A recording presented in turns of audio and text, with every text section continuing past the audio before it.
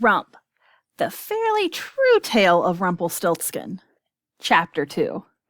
Spinning Wheels and Pixie Thrills. Home is a place to get out of the rain. It cradles the hurt and mends the pain. And no one cares about your name, or the height of your head, or the size of your brain. I made that rhyme up myself. Rhymes make me feel better when I'm down. The midwife Gertrude told me that rhymes are a waste of brain space, but I like the way they sound. When you say the words and sounds that match, it feels like everything in the world is in its place, and whatever you say is powerful and true.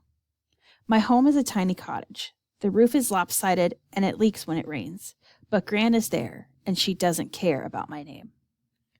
When I stepped inside, I was greeted by a gust of warm air that smelled like bread and onions. Gran was stewing near the fire and didn't stop her work when I entered, but greeted me with a smile and a rhyme. Wash your hands, wipe your feet, give me a kiss, sit down and eat. Gran's rhyme made me feel insides warm.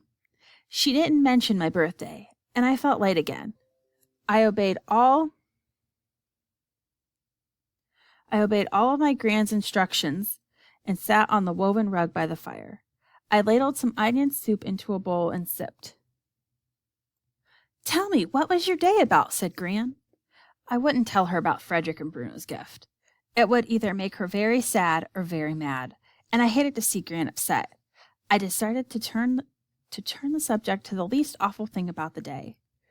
I didn't find any gold, I said. Said Gran. Nothing to be ashamed of.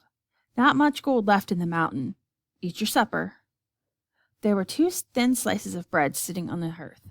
I swallowed one in 2 gulps and eyed the other. Eat it, said Gran. What about you? I already ate. Stuffed as gooseberry pie.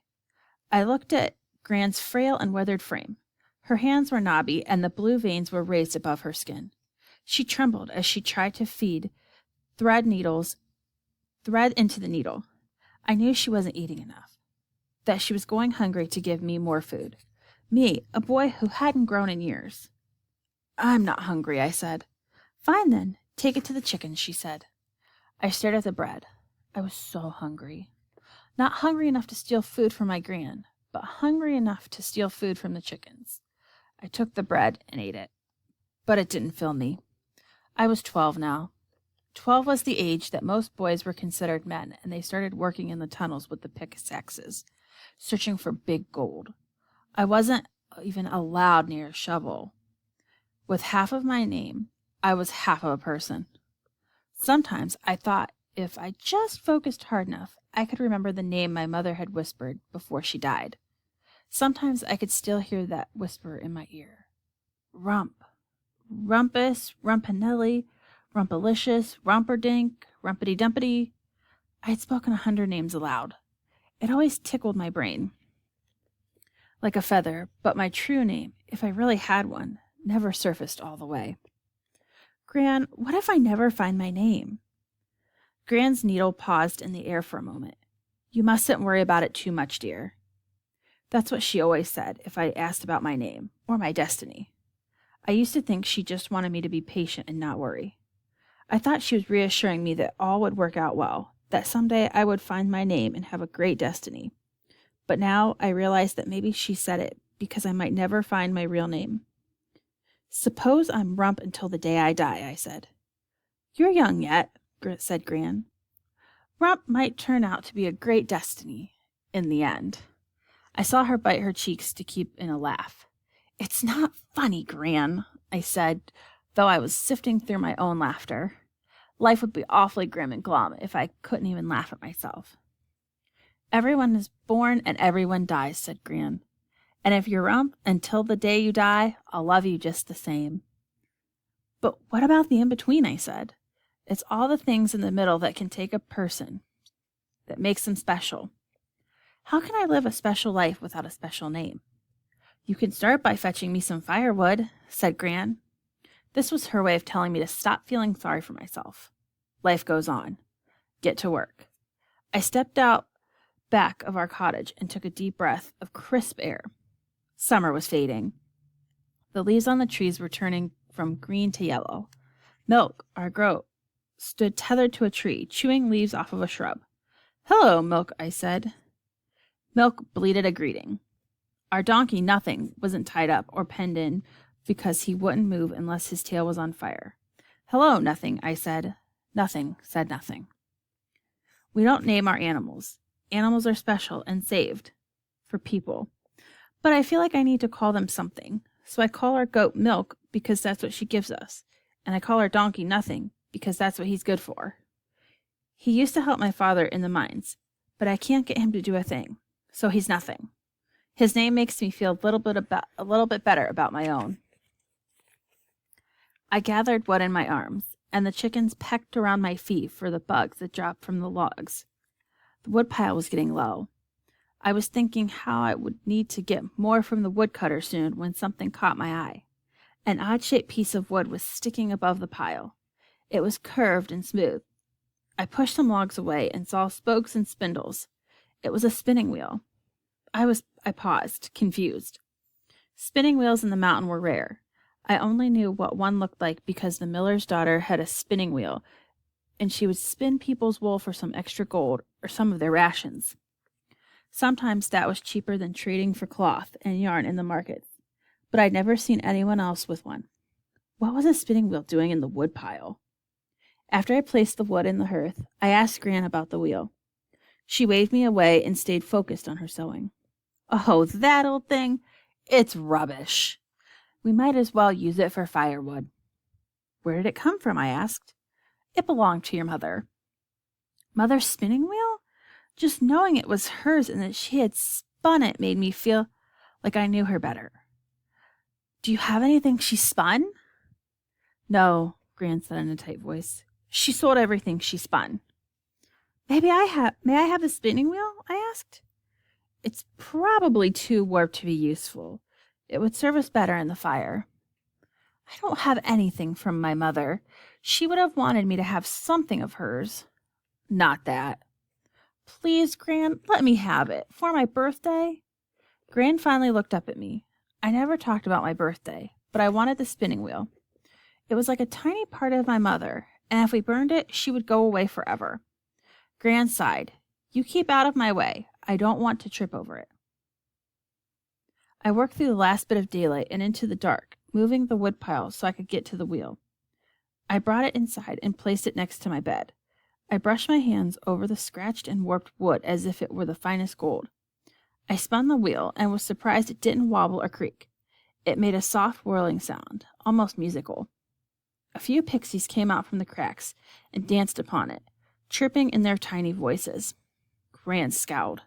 She looked at the wheel as if it were a pile of mud all over her floor. "Can I try it?" I asked eagerly. "You're too small," said Gran. "When you're little, a little bigger, perhaps." I frowned. I hadn't grown in 4 years. "I can stretch and see my legs, see? We have some wool." "No," Gran said sharply, and then softened. "It's a messy business, dear, and even if you know how, I wouldn't want you to get your fingers caught." "Maybe it's the miller's daughter." "Use some sense, child." Gran cut me off sharply. She'll think you're trying to steal business from her, and the miller would probably withhold our rations. The lying cheat." Gran was red in the face. I stepped back a little as she took a deep breath. "Your father meant to chop it at the firewood anyways. Your mother didn't like to spin. She hated it. Only spun because she had to." Gran closed her eyes and sighed, as if talking about my parents took great amounts of energy. She never spoke of my mother or father. My father had been her only child, and he died in the mines before I was born. It must have been painful for Gran to think about. And she never spoke of my mother, I guess because she knew so little of her. Only now I suspected Gran knew more than she let on, but for some reason she wanted to keep it from me. Late at night, when the fire was only glowing coals and Gran was snoring, I slipped out of bed and sat at the spinning wheel. I placed my hands on the wood. Even in the dim light, I could see that it was old, warped, and scratched from years of rain and snow and heat. But still, it was like a silent companion, just biding its time until it could speak to me, until we could speak to each other. There's wool in the cupboard, a small voice in my head said. Gran will never know. The voice was very persuasive, and I was easy to persuade. I fetched the wool. I had to stretch the treadmill to the treadle. My foot made jerky motions as it pushed down, but as soon as the wheel spun with a familiar rhythm, it was like a song sung to me in the cradle. Whir, whir, whir. My heart raced with the music. The swells and beats of the spinning make me large and full of life. I fed some wool into the wheel, but my fingers got caught and it came to a harsh halt, pinching my hand in the spokes. I yanked my hand away, feeling the skin tear as I fell back to the floor. A few pixies emerged from the cracks in the fireplace and flew over to the wheel. I sat still, cradling my injured finger. More pixies fluttered around the spinning wheel, dancing on the spindle and spokes. Then they came to me. They crawled up my neck and pranced on my head and giggled. Pixie voices are so high and shrill that their giggles ring in your ears. The buzzards drove me insane. The only thing I appreciated about the pixies was that their very existence gave me hope that there was still gold in the mountain. But why were they pestering me now, when I wasn't near any gold? A pixie landed on my nose, tickling it. I sneezed, and the pixie squealed and shot away for a moment, but then came back, full of squeaky chatter. A pixie with bright red hair and leaf-like wings landed on my bleeding fingers and dug her tiny feet into my cut. It felt like the stab of a fat needle. I let out a cry of pain and then bit down on my tongue. Gran stopped snoring. The pixies scooped up the bits of wool around the wheel, laughing their tinkly little giggles, and flew up the chimney. Silently, I slipped into bed, wrapping my bleeding finger in the blankets. I heard Gran slowly walk towards me. I closed my eyes and tried to breathe deep. After a minute of silence, I peeked and saw her staring at the wheel. Foolishness, she said. More useful in the fire.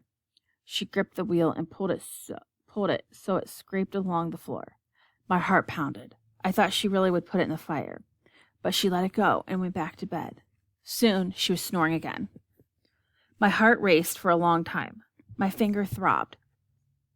I felt like the spinning wheel had bitten me, like it had clamped down on me because it didn't want me to spin. But the pixies had been dancing around me as if they didn't want me to spin, or as if they did want me to spin. I wasn't sure which I should listen to, the pixies or the wheel.